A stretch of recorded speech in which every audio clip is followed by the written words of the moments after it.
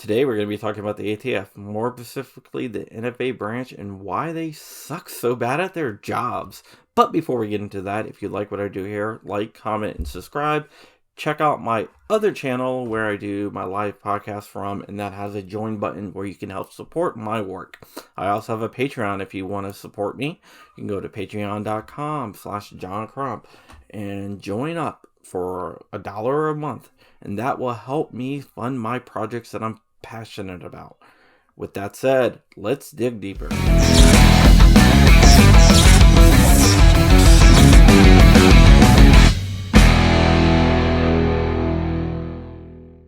What is up, people of the interwebs? My name is John Crump. I am the Virginia Director of Gun Owners of America, Washington's only no-compromise gun lobby, and that's the reason why I volunteer as a state director. I am also an investigative journalist with AmmoLand News. You can also read my stuff at the Houston Current and pretty soon the Daily Wire, but that's a secret. Shh. Also Outdoor Magazine and a bunch of other places. Before we get into today's story, I want to thank our sponsors, Tusk. Tusk is the only gun-friendly cryptocurrency with 3-second processing times and low transaction fees. It is perfect for your gun dealing website. With the Biden administration probably going to crack down on gun websites using credit cards, it is the perfect time to get in on Tusk. We are also brought to you by Black Swan Tactical, which I currently own. That's my t-shirt shop. We sell patches, t-shirts, flags, mugs, everything basically, hats. All the proceeds there goes into the projects that I'm passionate about and the causes I'm passionate about.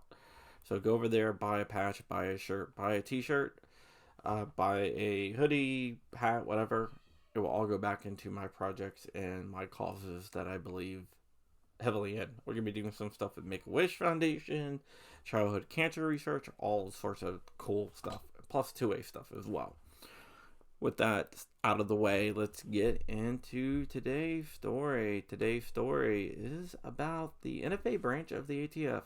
In 2019, the Bureau of Alcohol, Tobacco, Firearms, and Explosives, better known as the ATF, budgeted $13.2 million in additional funding for the National Firearms Act branch. The ATF used the money to hire 25 additional employees, including 13 more examiners, bringing the total number of employees to 42. This doubled the size of the department. Also, at-risk industry operations investigators, better known as IOIs, those are the guys that go out and inspect gun shops and check bound books and stuff like that, started a temporary detail at the NFA branch. The additional funding was to help the ATF process applications within a 90-day time frame. Guess what? It failed. Processing time for NFA items are higher than ever. The ATF blames these delays on the number of Americans buying suppressors and making short-barreled rifles. The agency claims that it processed 512,315 NFA applications in 2020 for 2,353,436 guns. This breaks down to around 12,000 applications per employee. But let's dig a little bit deeper. The number sounds daunting until you dig a little bit deeper.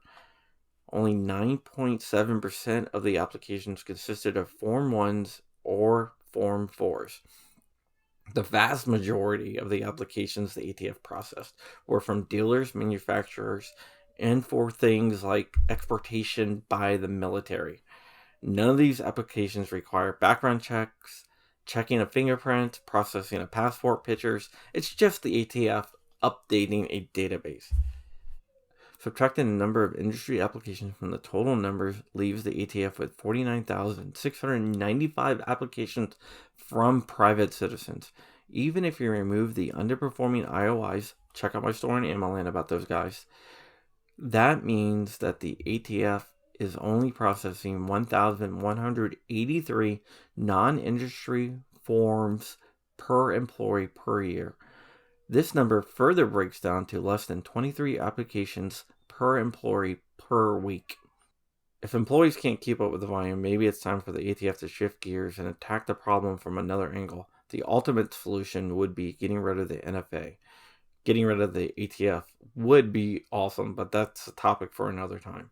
Realistically, the NFA's chances of being repealed wholesale by Congress is probably a long shot due to the Biden administration being very hostile to gun rights and Congress being controlled by anti-gun politicians. A good start for Congress would be removing SBRs from the NFA. This move would cut down on the number of Form 1s and 4s to a more manageable number by the NFA branch. This move would also solve the issue with conflicting guidance on pistol braces that the ATF has given out over the years. With 10 to 40 million braced pistols currently in the country, there is no increase in crime. This should be a no-brainer from Congress, but it still would hit a lot of resistance. Another solution would be removing suppressors from the NFA. This change has been attempted several times with things like the Hush Act and the Hearing Protection Act, but has always failed. For it to work, the public would need to be educated on the actual usage for the devices.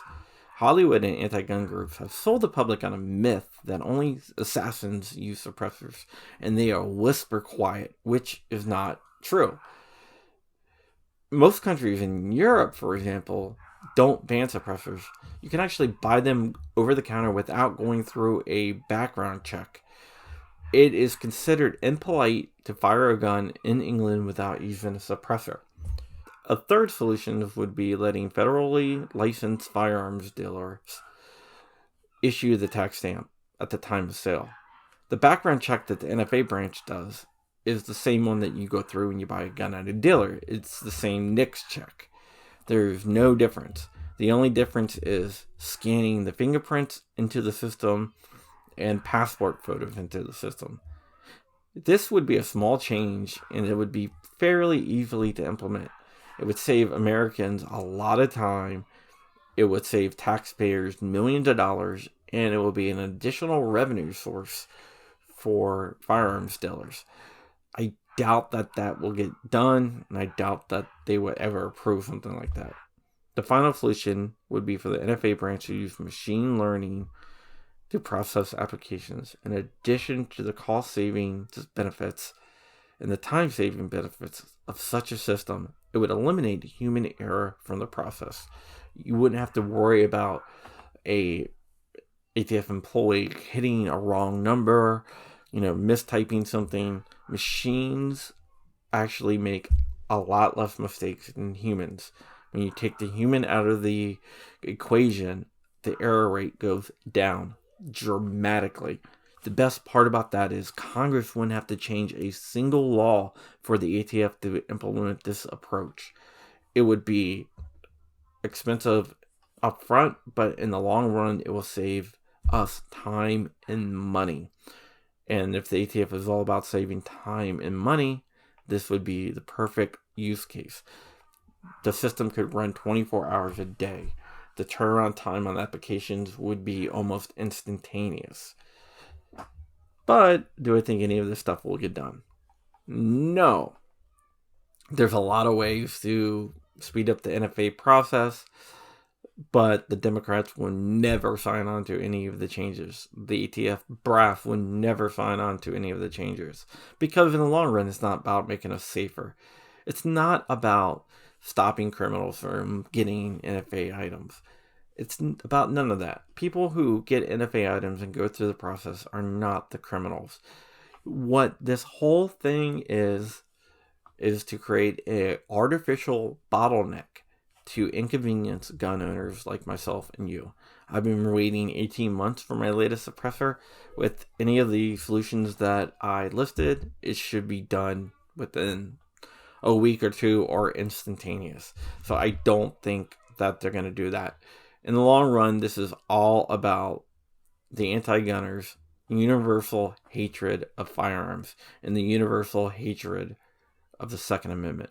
So we have to keep on pushing back on these guys and never give up the fight.